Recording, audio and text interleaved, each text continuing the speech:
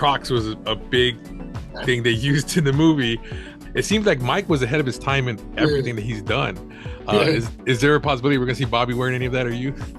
Mike, he always hits stuff on the nail. He puts, so you already know the way Mike is. So you're gonna see a lot of that stuff. But as far as Crocs, I'm wearing some right now. So.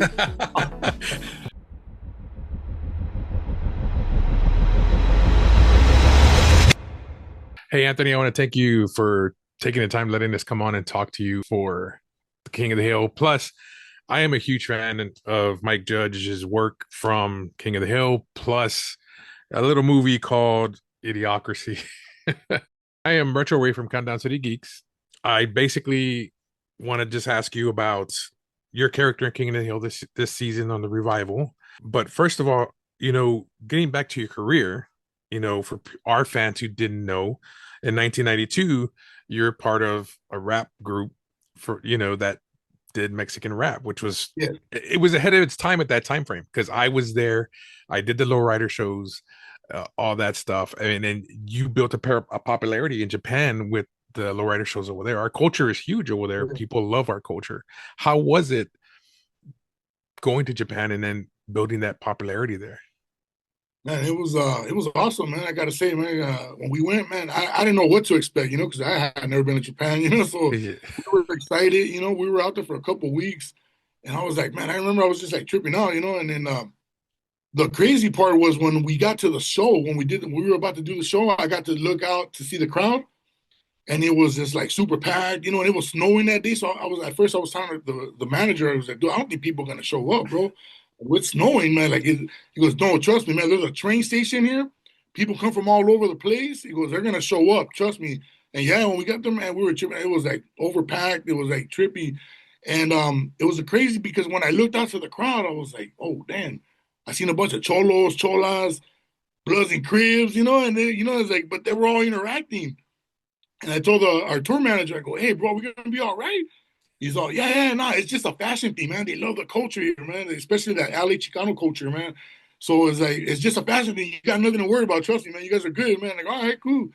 And yeah, man, it's like, and it was funny because when they were out there, the crowd was sitting on the floor, just quietly. They're all talking to each other, like super quiet.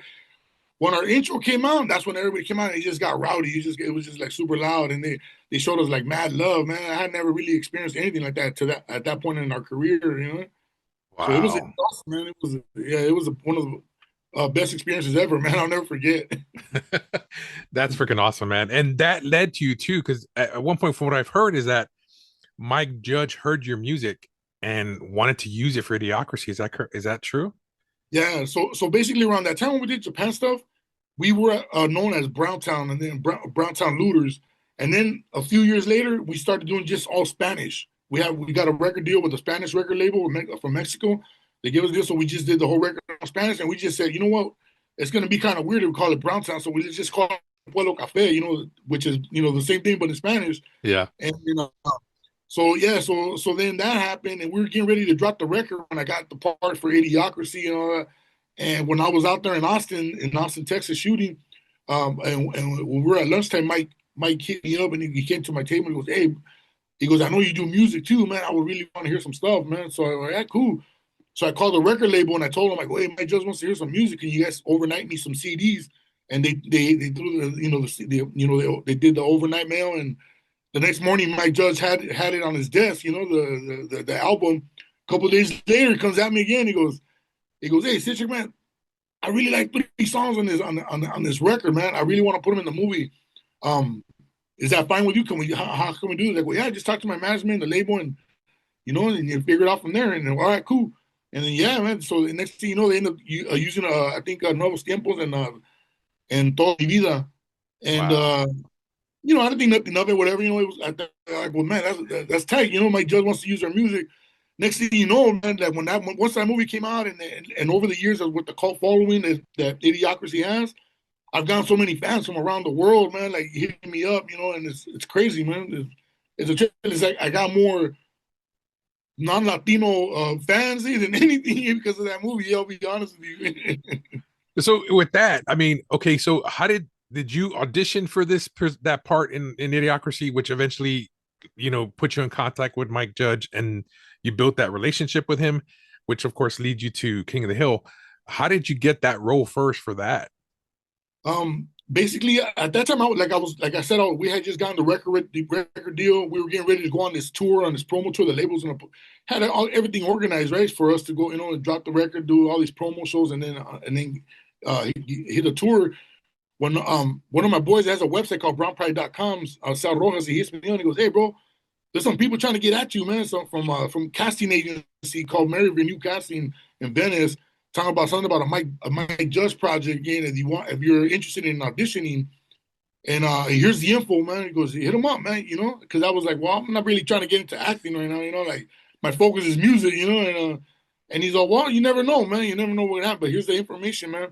And I wasn't gonna call. I wasn't gonna call, and then something told me just call, man. So I ended up calling, and they told me they broke it down. They sent me the script, and then they highlighted like all the parts that they wanted me to read for the audition. And I'll be honest, I didn't even read the whole script. I just, because I had never done anything like that, and I wasn't even tripping on trying to be an actor at that time. So I just said, you know what? I'm just gonna memorize my parts, and I'm gonna just go in there and do the audition because I had never auditioned. So Wow. I went over there, I did the audition, and they hit me up like a couple of days later, and they go, "Hey, Mike just saw your video, and he really liked it. He was laughing. He's coming into town in a couple of weeks, and he wants to do a reading with you. He wants you to read for a couple more characters too, but he wants to meet Wow. you." And I said, "All right, cool, man." So I went in a couple of weeks later, and I met Mike, and we hit it off. Cool, man. And he had me read for a couple different characters, and yeah, next thing you know, he goes, "Well, we'll be in touch, man." And he shook my hand and we chopped it up a little bit. I walked out. And like a month later, I get a call from the casting. Goes, "Hey, you got the part." Because at that time, I was working at a TV station in LA called LA TV, and I was co-hosting a show called The Hip Hop Show. Oh, wow. When I get the call and they go, "Hey, you got the part," and I'm like, "What part?"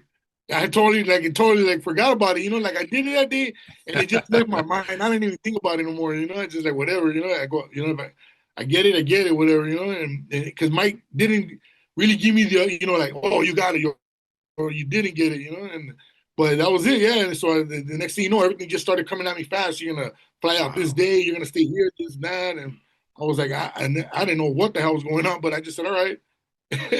Well, I mean, that changed your life, man. And that movie, when it came out, I feel Mike was ahead of his time, just like he was with Beavis and Butthead, King of the Hill. And I, as a fan, it coming back and your character being able to reprise your role as Emilio, which is kind of funny. My brother's name Emilio. Oh So, no. but it's cool. So, what can fans expect in this season from your character without giving spoilers? Because, of course, it hasn't aired yet. What can fans expect from Emilio? Emilio is just, he's a cook, he's a chef, and he helps out Bobby in certain situations, and Oh, looking wow. out for Bobby, and he's gonna be cooking up a lot of stuff, man. Oh, dude, that's freaking awesome, dude. Yeah. Now with Mike, when he reached out to you again to come out in King of the Hill, how did that go? Did he just say, "Hey, man, I got a part for you"? How did that go when you first got your first, thing on King of the Hill? Basically he hit me up, he just they sent me well, actually they hit my management team up first, so it went through them first, and my management team hits me up and goes, "Hey, man, they want to know if you're interested in doing King of the Hill. The reboot, they're gonna bring it back." And I'm like, "Hell yeah," it's like, so I still had to kind of audition, but I mean the role was pretty much already written for me, but they had to do a voice audition, and then in Spanish and English, Oh, you know wow. yeah, so they had me do a little bit of both. And then when I got to the table reading, of course Mike was right there right away, and we started chopping it up. And then Mike told me, he goes, "Yeah," he goes, when we started writing this, and then this character came up and all, he goes, "I thought about you right away, man." He goes, "Citric will be perfect for this part, man." Dude, that's awesome. I mean, building that relationship with Mike, and for him to remember that he wanted to bring you on and building that character for you, that's got to be awesome. I mean, Yeah, from going from music to, like you stated, that you didn't consider acting. I mean, now you do stand-up stuff as well, and yeah, you're still doing your music. Um, Not only that, you've taken this and started working with the younger generation and helping it in the community, which Yeah. is huge, sir. I give you huge props because Oh, us as thank you. Latinos, we need to show our younger generation that, hey, hard work does pay off, Yeah. and you know what I mean, and inspire them. But how is that you're reaching back to your community? How are you doing that? I mean, a lot of it, through social media, like, I always try to post those stuff that what's going on, and then people hit me up in the DMs, and they ask for advice, and but I go out too a lot, and I talk to the kids at schools, Nice. and I go to sometimes I go to certain schools that that are into like performing arts and Oh stuff like wow. that, and they want to, and like some of the teachers will be fans of the of of some of my work, and they'll be like, hey man, and they know my story, and it's like, hey man, can you come over here and talk to the kids and just kind of let give them some inspiration and hope, and I go, yeah, I'm always down for that, so. I'll pull up, man, and I'll talk to the kids, man. And a lot of times they know who I am. Some don't know who I am, but after that, they start following me and they start seeing the stuff I've been in, and a lot of these kids have reached back, and they tell me, man, like, hey, man, I really want to get into this, man. Like, I really think I can do it, man. What's your advice? So I try to give everybody advice, and whatever the best advice I can give them. Wow, that's awesome. So this season, without I guess say spoilers wise, are we expecting you in multiple episodes? Or are you just in the beginning, just for fan, or is it something you can tell us at all? It's a recurring role, so pretty much I'm in there Oh, like nice. like every other episode, Oh, every that's other some episodes back to back. So you'll be seeing a lot of Emilio in there. oh wow. Yeah.